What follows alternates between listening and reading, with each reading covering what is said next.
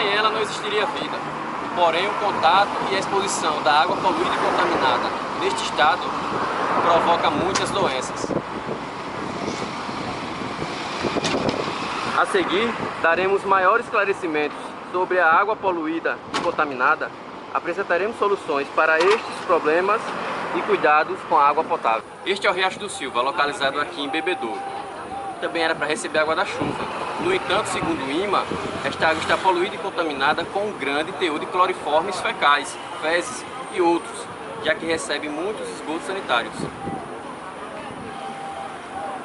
Este é o Riacho Salgadinho. Também era para receber água da chuva.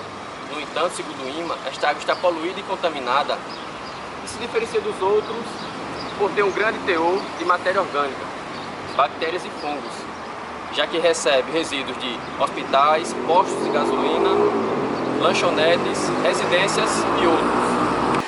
Este é o Riacho das Águas Férreas, localizado aqui em Cruz das Almas. Também era para receber água da chuva. No entanto, segundo o IMA, esta água está poluída e contaminada com um grande teor de metais pesados, tóxicos, proveniente do chorume do antigo lixão.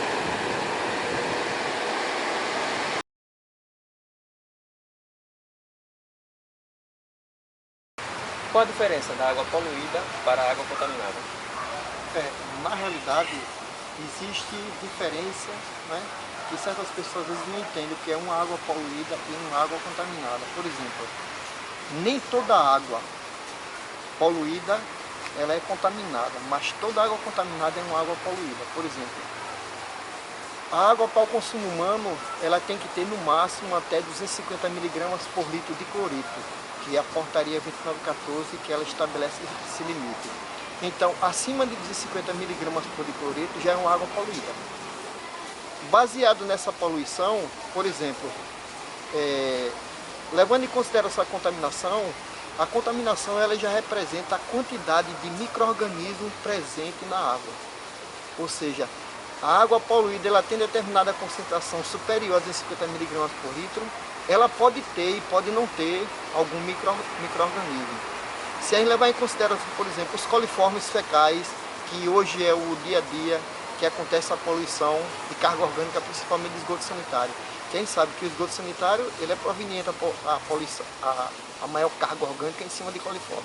Então o coliforme é um indicador biológico. Então a diferença entre poluição e contaminação, é que a poluição é a quantidade de sais dissolvido superior ao limite estabelecido e a condição de contaminação é a presença do indicador que é o coliforme, ou seja, é a parte biológica para a contaminação e a parte química para a parte de poluição.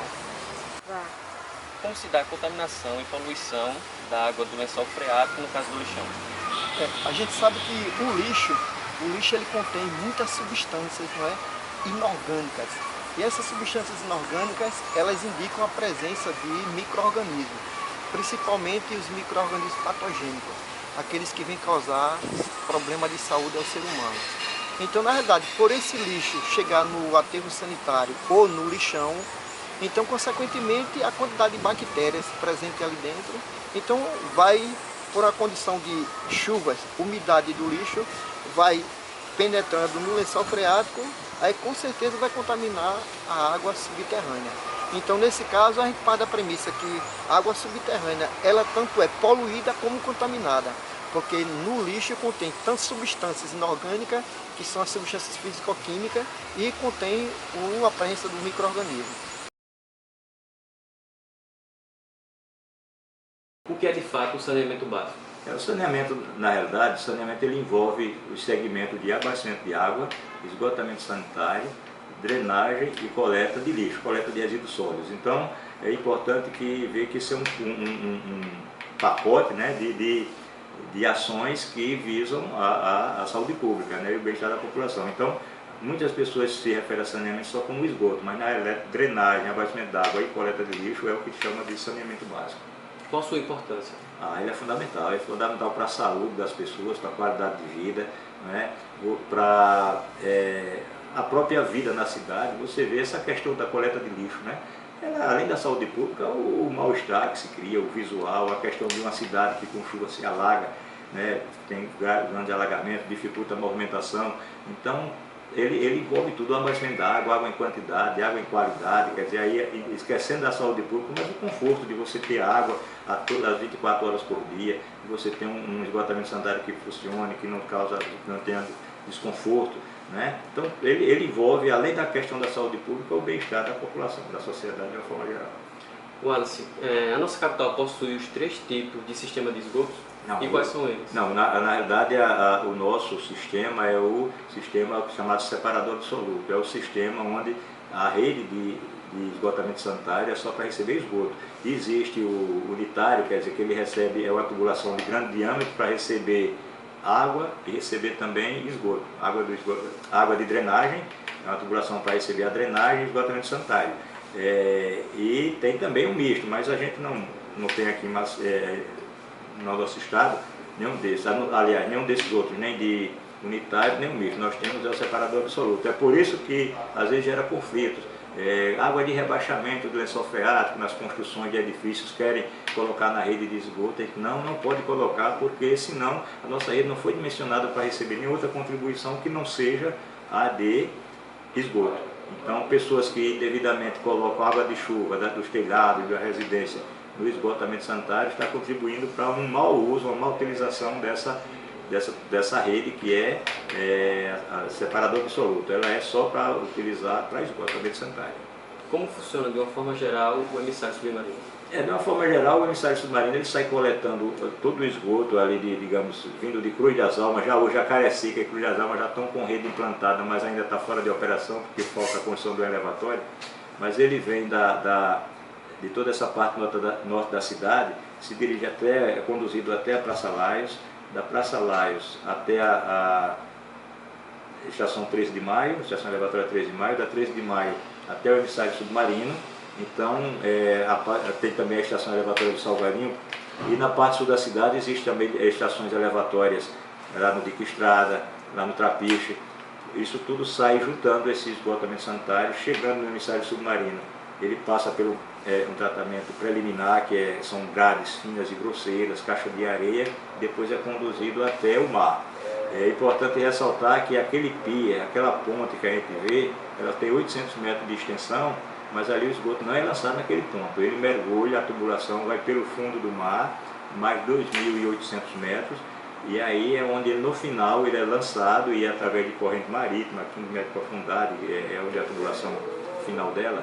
Então esse esgoto é disperso e é levado por correntes marítimas e disperso no próprio mar. O mar é um corpo receptor assim, tem uma alta capacidade de depuração pelo volume de água, por ser salgado, pelo sol. Então tudo isso se tem a garantia de que esse esgoto não retorna à costa. Qual a solução para despoluir nossos riachos? Olha, a solução para a despoluição de um riacho, de qualquer corpo d'água, ela envolve diversas ações, não é só a questão do esgotamento sanitário.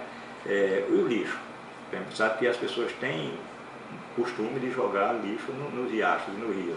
Basta que você não tenha uma coleta de lixo regular na localidade e certeza que vocês vão jogar nos córregos do bairro. A ocupação desordenada das margens desses riachos é um fator de poluição. Se for na área rural, agricultura, né, defensivos agrícolas, que são usados, tudo isso é preocupação. Se você desmata, não preserva a mata ciliar, numa época de chuva, você tem carreamento de material, de terra, para dentro do riacho. Com isso você aterra a cara do riacho, ele perde a capacidade de armazenar água e começa a haver grandes enchentes em época de chuva. Então é importante que cada um faça a sua parte. Agora, para você despoluir um riacho, não poluir, envolve todas essas questões de ocupação das margens, de desmatamento, de esgotamento sanitário na bacia. Então é um esforço conjunto. Quantos por cento da nossa capital é saneada? Com os últimos investimentos que houve aqui no esgotamento sanitário, hoje a gente tem um percentual de Maceió em torno de 35%. E basicamente essa área do CEPA descendo para cá, do Farol, e a grande área que é ali de Mangabeiras, vindo até o Poço, né? Envolvendo os bairros do Poço, Araguá, Ponta da Terra, Cruz das Almas, Jatiuca, Mangabeiras, Pajuçara, essa área é toda saneada. E na parte sul você tem ali todo o centro da cidade, e mais o bairro do Prado e parte do bairro do Trapiche. tá certo? E alguma coisa ali de Ponta Grossa, tem a outra parte que é lá no tabuleiro, conjunto Benito Bentes 1 e 2, e alguns conjuntos no entorno, né, do complexo Benito Bentes. Agora, isso aí não quer dizer que, apesar de ser só 35%, outras áreas elas conseguem viver bem sem o esgotamento sanitário. O exemplo do Farol, gruta, sanatório, você vê que você não vê grandes problemas, porque a solução individual de fossa e poço absorvente, ela funciona, né? Porque as pessoas tendo cuidado na sua fossa, fazendo suas limpezas periódicas, no máximo a cada 2 anos, aquele sistema ele não cria grandes dificuldades nem para a natureza nem para as pessoas. Agora, já numa área assim de beira de lagoa, beira de rio, as fossas não funcionam, o nível do lençol é alto, então essas pessoas têm problemas. Então o saneamento ele precisa avançar, né, mais em Maceió. Agora depende de investimento, depende de projetos existem e existe essa procura de investimentos para que a gente amplie essa cobertura do esgotamento sanitário, que hoje está em torno de 35%. Mas é um sistema, eu sempre alerto as dificuldades de se manter um sistema de esgotamento sanitário, porque é um ambiente agressivo, né, tem os gases oriundos do esgoto, são tubulações de grande diâmetro, e quando chega a parte do emissário submarino, você tem dupla agressão, você tem a parte do esgoto, o ambiente agressivo, e ainda tem a parte da maresia, que é muito forte ali naquela área. Então, nós temos que ter uma manutenção constante nas estruturas e nos equipamentos. Então, às vezes, você tem alguma dificuldade de manter isso dentro das condições de tarifa que é praticada hoje no Brasil. O destino de todo o esgoto de Maceió é o emissário submarino? Nós temos grande parte é o emissário submarino. Agora, existe o das lagoas de estabilização do Benito Bentes. É um sistema composto, você tem ali no Benito Bentes e alguns conjuntos do entorno, como eu já falei, que são conduzidos para 3 lagoas. São 3 lagoas que existem lá no Benito Bentes, lagoas de estabilização, onde são processos, cada lagoa são processos biológicos, cada lagoa tem sua função, né? E o esgoto é tratado nesse sistema de 3 lagoas e depois encaminhado para um corpo receptor, que é um riacho lá da proximidade, são riachos da proximidade. Então, agora nós temos também em Maceió, já está surgindo pequenos sistemas isolados, alguns conjuntos residenciais que surgem com estações de tratamento compactas, né? Então, por estar localizado em áreas que não são atendidas por rede de esgotamento sanitário, então já existem estações compactas em alguns conjuntos que eles estão sendo operados e mantidos com essas estações compactas, que já é também um avanço nessa questão do esgotamento sanitário.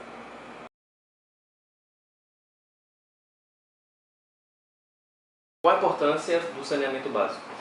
Bom, o saneamento básico ele tem a importância fundamental de evitar as doenças que podem ser transmitidas pelos detritos. E, não havendo saneamento, serão colocados na natureza, né?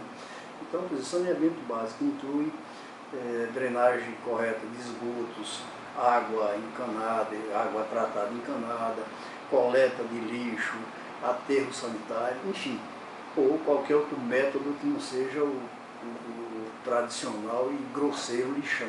Então o saneamento tem a função básica de evitar doenças, principalmente aquelas transmitidas pela água, porque não havendo saneamento haverá fatalmente a contaminação dos mananciais e isso vai levar a uma série de doenças, tanto por contaminação como por poluição. Qual a maior probabilidade de transmissão de doença através da água? A água doce ou a água salgada? A água doce pelo seguinte, até porque a água que é potável, né? É a água que é consumida, digamos assim, claramente. Então a possibilidade é muito maior. No entanto, a água salgada também pode transmitir, desde que a concentração de micro-organismos, sejam vírus e bactérias, seja muito alta, porque existe aquela crença de que a água do mar mata todos os micro-organismos. Depende da concentração desses micro-organismos. Por exemplo, na nossa orla marítima, existe contaminação. Bactérias conseguem sobreviver porque são bilhões de bactérias lançadas ali naquela orla e elas conseguem, de certa forma, até por uma questão, digamos assim, de uma grande massa, sobreviver e contaminar. Efetivamente, a água do mar, ela teria um efeito, digamos assim, bactericida que a água doce não tem. No entanto, quando a contaminação é grande demais, você pode evitar que essas bactérias, esses vírus, possam causar doença em pessoas que se banham naquelas águas e que inadvertidamente vão beber aquela água. Eu disse a você agora há pouco que a água doce ela transmite mais, porque a água doce é água potável, é aquela que se bebe. A água do mar não se bebe, a não ser inadvertidamente quando se dá um mergulho, por exemplo. Ela penetra, pode contaminar também, em um grau, digamos assim, uma intensidade menor do que a água doce. Quais são as doenças transmitidas pela água poluída e contaminada e quais são os sintomas? Olha, eu me absteria de falar sobre a água poluída, a despeito de nós sabermos que poluição é um termo muito mais amplo, que inclui inclusive a possibilidade de detritos químicos na água. Aí nós teríamos certamente, claro, danos à saúde, que eu não teria condições de falar sobre isso, porque não é a minha área. Então, poluição é um fenômeno muito amplo. Eu vou falar um pouco sobre um fenômeno particular da poluição, que é a contaminação. Contaminação por seres vivos, né? Seria uma espécie, se é que a gente pode chamar de poluição biológica. Então, nós teríamos a contaminação da água por vírus e bactérias, nós vamos ter a produção de doenças, as principais que a gente pode listar. Nós temos um extremamente potente que é a hepatite A, é um vírus, transmitida pela água. Nós temos, por exemplo, as doenças diarreicas, que na infância, cerca de 90% das diarreias infantis antes do primeiro ano de vida, são causadas por vírus transmitidos pela água, são rotavírus, calicivírus, etc. Nós temos, por exemplo, as doenças disentéricas, que já são mais graves do que as diarreicas, né? Leva inclusive a dejeção com sangue, etc., também transmitido pela água. Enfim, as verminoses, nós temos, por exemplo, uma doença, uma verminose extremamente importante ainda no estado de Alagoas, que é a cistosomose maçônica, transmitida pela água. E há que considerar também que a água é responsável, já que nós estamos falando de transmissão de outras doenças, por exemplo, pela transmissão da leptospirose. No caso, uma bactéria que não precisa ser deglutida, porque ela tem a capacidade de penetrar através da pele. Então, quando acontecem as enchentes, a possibilidade de leptospirose é muito alta, né? Você nota que existe muita coisa importante sendo transmitida pela água. Sem contar uma outra doença terrível que nós conseguimos controlar. Aqui fica apenas o registro. Não fosse a vacina, ou as vacinas eficazes contra a paralisia infantil, nós teríamos ainda a paralisia infantil no Brasil, porque ela é transmitida pela água. E nós sabemos que não há rede de saneamento básica eficaz, inclusive na nossa capital. Se não me engano, Maceió tem apenas 60% de sua área saneada. Qual procedimento se deve adotar quando houver contato ou se for ingerido água poluída e contaminada? Bom, infelizmente a gente não pode indicar nenhum procedimento, porque isso acontece diariamente. As nossas crianças, se você tem dúvida com relação a isso, faz o seguinte: quando sair daqui, vá pelo de estrada e você vai passar por 3 favelas, né? Sobre o Rio de Capote, Muvuca, e outra que tem um nome até bonito, se não fosse um nome trágico, Favela da Torre. Que ela fica, parece até a torre da ideia assim, de castelo, não. É uma torre de alta tensão. Inclusive que é contraindicado se habitar próximo à torre de alta tensão, não sei exatamente o motivo, causaria doença, mas as pessoas não têm moral ali. Então você verá o seguinte, que não há nenhuma medida que eu possa indicar assim, o que fazer quando alguém gere água contaminada, porque aquelas pessoas agora, nesse momento, estão usando aquela água da lagoa para cozinhar, para lavar roupa, para tomar banho, para defecar. Então, há que se fazer o quê? Só tem uma medida que eu posso indicar para isso. As doenças transmitidas pela água, de um modo geral, com algumas exceções, hepatite A tem vacina, poliomielite tem vacina, ótimo. Mas, de modo geral, as doenças transmitidas pela água só podem ser evitadas por uma medida chamada saneamento básico. O consumo da água da torneira pode trazer algum dano? Não, teoricamente não. Eu digo teoricamente porque a vida é uma profissão de fé, né? Na hora que eu tomo um comprimido e diz que contém 500 mg de uma substância, eu tenho que acreditar que realmente tem 500 mg daquela substância ali, porque eu não vou analisar, não tem como analisar cada comprimido, cada alimento. Então, eu digo teoricamente porque pressupõe-se que a água que chega nas torneiras chega tratada, filtrada e tratada. Tratada com o quê? Com cloro, com flúor. Então, não tem. A água encanada, se bem que a história tem que fazer o papel do advogado do diabo, ou seja, procurar os defeitos para poder a gente agir com uma certa, digamos assim, não com perfeição, mas com alguma coisa que se aproxime. A água encanada, ela é tratada, ela não teria condição de transmitir doença, mas muitas vezes transmite por falta, digamos assim, de conservação das encanações. Imagine uma coisa, imagine um local que não tem água, não é o nosso caso aqui em Maceió, pelo menos na maior parte das áreas, tem água 24 horas por dia nos canos, mas tem locais que não tem. Então, na hora que tem água no cano, a pressão naquele cano é muito grande. Se aquele cano tiver um vazamento, uma fratura, vamos usar a linguagem médica, vai sair água daquele cano e vai empapar, digamos assim, aquela terra em redor do cano durante algum tempo. Na hora que deixa de correr água naquele cano, a pressão deixou de existir, a água que foi extravasou daquele cano tende a voltar. Ela pode voltar e contaminar. Não é verdade? Então, é preciso que a encanação esteja em bom estado, o serviço de canalização. Aí sim nós teremos água tranquilamente tratada, filtrada, tratada e não vai transmitir doença.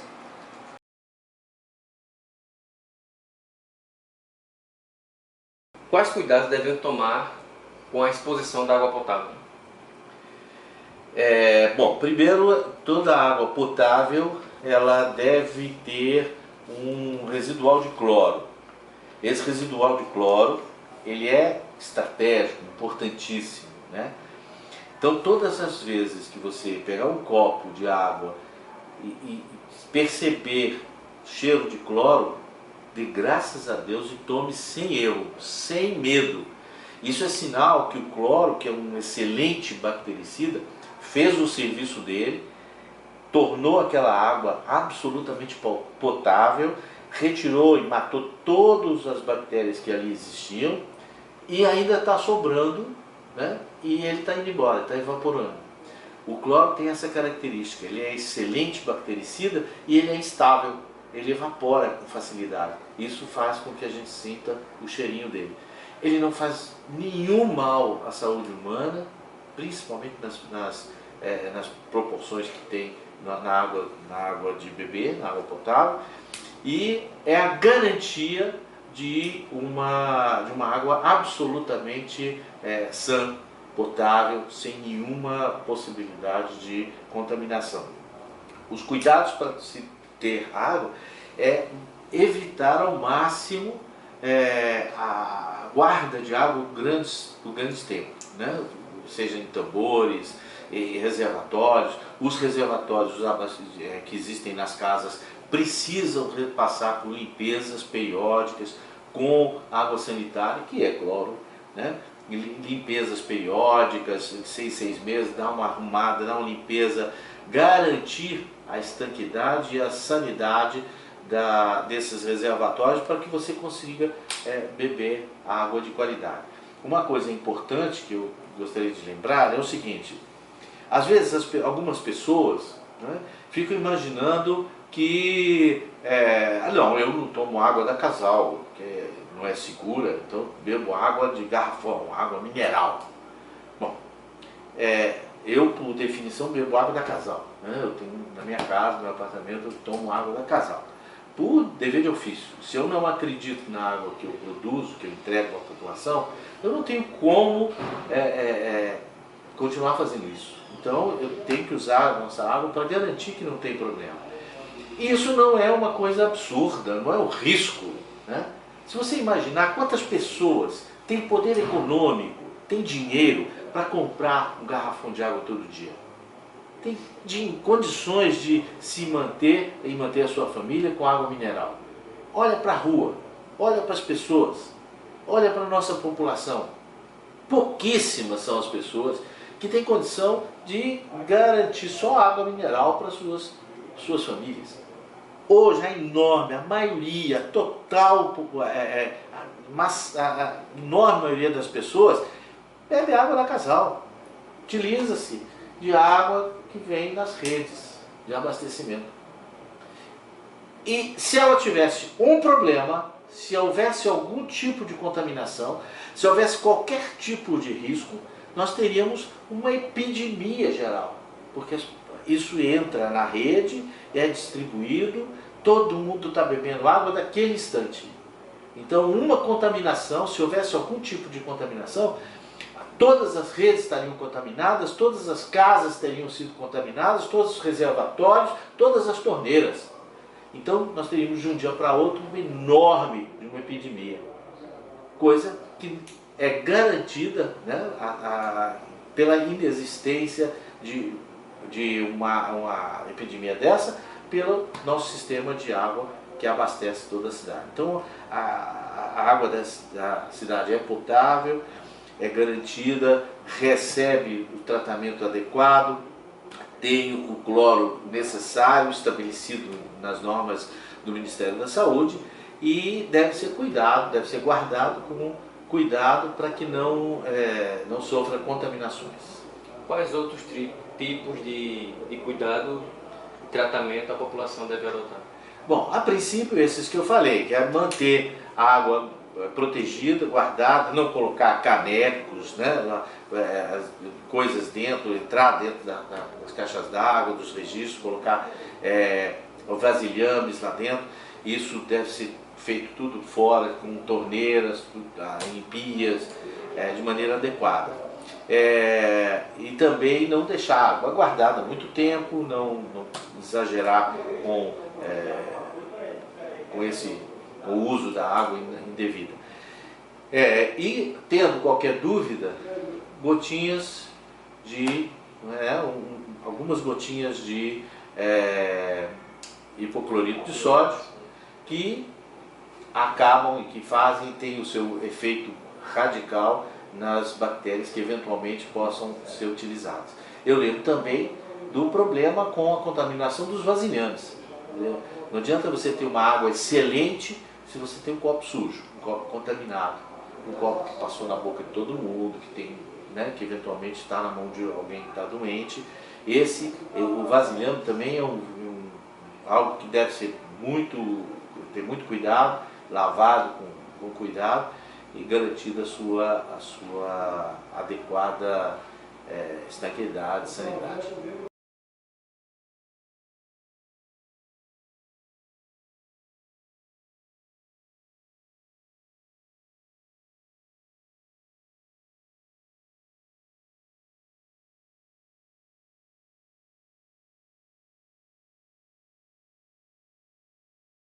Diante de toda essa questão, a pergunta que fica: qual a solução?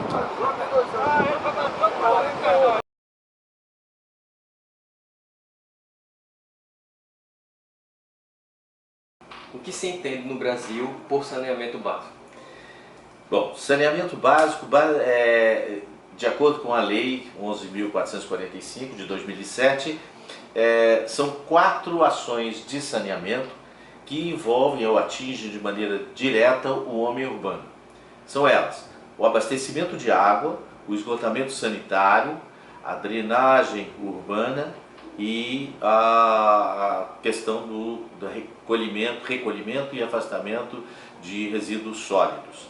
Então essas quatro ações se reúnem dentro do que a lei chama de saneamento básico no Brasil. Em nossa capital, o sistema de água e esgoto acompanhou o crescimento da cidade? Bom, lamentavelmente o crescimento muito grande da cidade e os altos custos de investimento necessários para a execução, para a implantação dos sistemas, nem sempre acompanharam como devia o crescimento das cidades. Nós hoje lutamos para abastecer de água toda a cidade. Acho que temos sistemas e temos projetos para os próximos anos que efetivamente darão à cidade condições de abastecimento bastante seguras, mas estamos muito aquém ainda na questão do esgoto, né? As redes coletoras de esgotos da cidade ainda não atingem ou não conseguem abranger toda a nossa área urbana. O que está previsto para o sistema de água e esgoto de Maceió? Estamos prevendo, em primeiro lugar, a ampliação do sistema Pratagi, que é um sistema que hoje suporta mais de 60% da cidade, através do rio Meirim.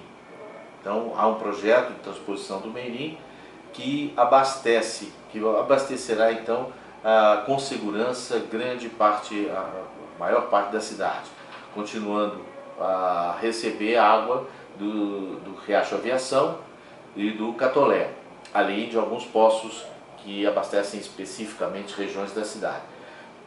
Esse sistema é um sistema bastante grande, complexo, que busca atender inclusive a zona de crescimento que seria a região do litoral norte da cidade, que hoje, a partir do aparecimento de um novo shopping e da liberação dos gabaritos na construção de prédios, se espera e se está vendo, na verdade, um crescimento substancial daquela região.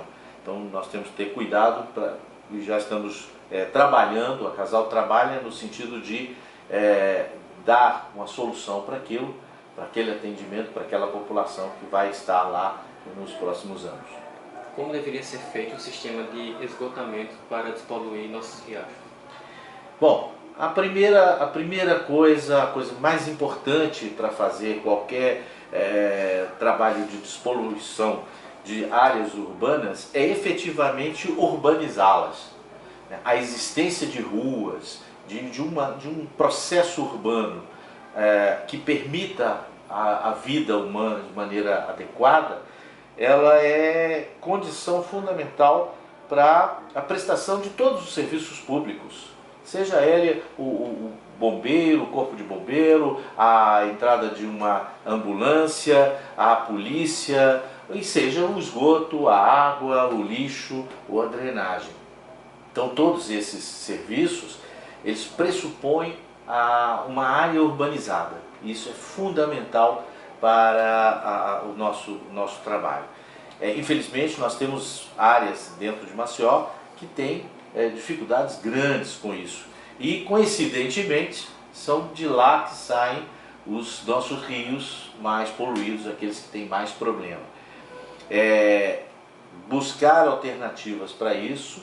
Nós estamos agora construindo com a Prefeitura um novo plano diretor de saneamento de Maceió, o plano de saneamento da cidade de Maceió, que vai buscar alternativas conjuntas com as autoridades municipais, estaduais, federais, associações, entidades de classe, toda a sociedade, buscar alternativas para construir um plano que considere todas essas variáveis e que busque alternativas para todos os nossos problemas, incluindo a questão dos rios, que na verdade é uma consequência de todo o projeto, todos os problemas vinculados à falta de urbanização.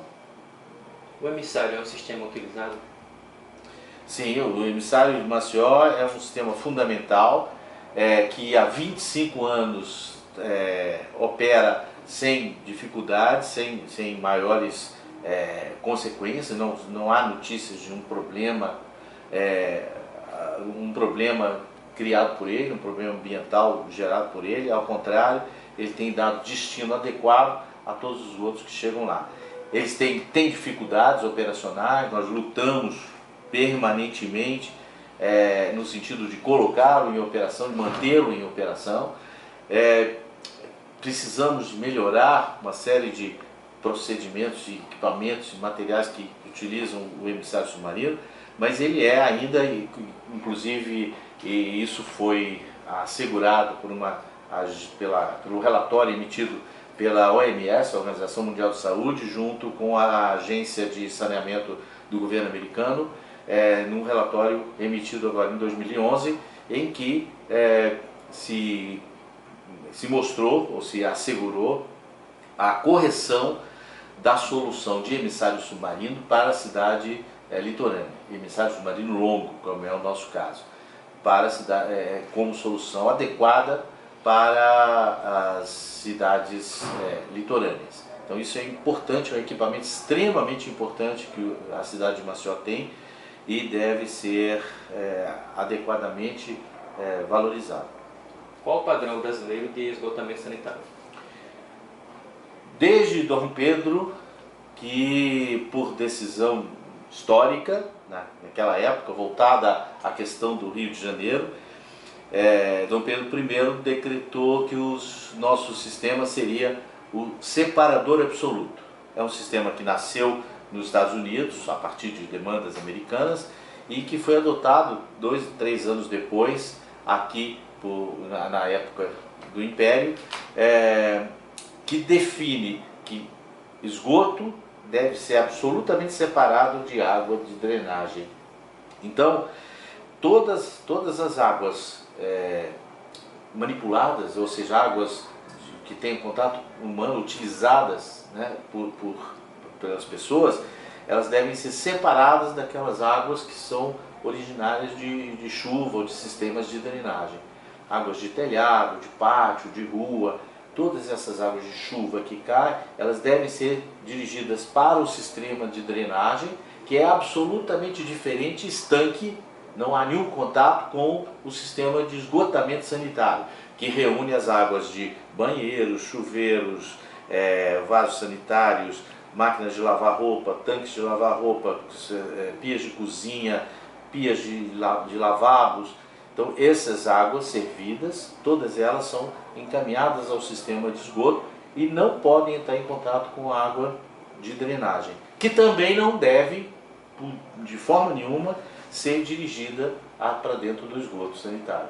O esgoto sanitário deve ser separado absolutamente da drenagem. A vida é uma só. A vida com o meio ambiente é melhor. Sofro só de imaginar se um dia nos faltar o ar, a terra, a fauna, a flora e a água. Pois quando estes nos deixar, será a última idade humana. A vida precisa do meio ambiente, o meio ambiente precisa da nossa consciência.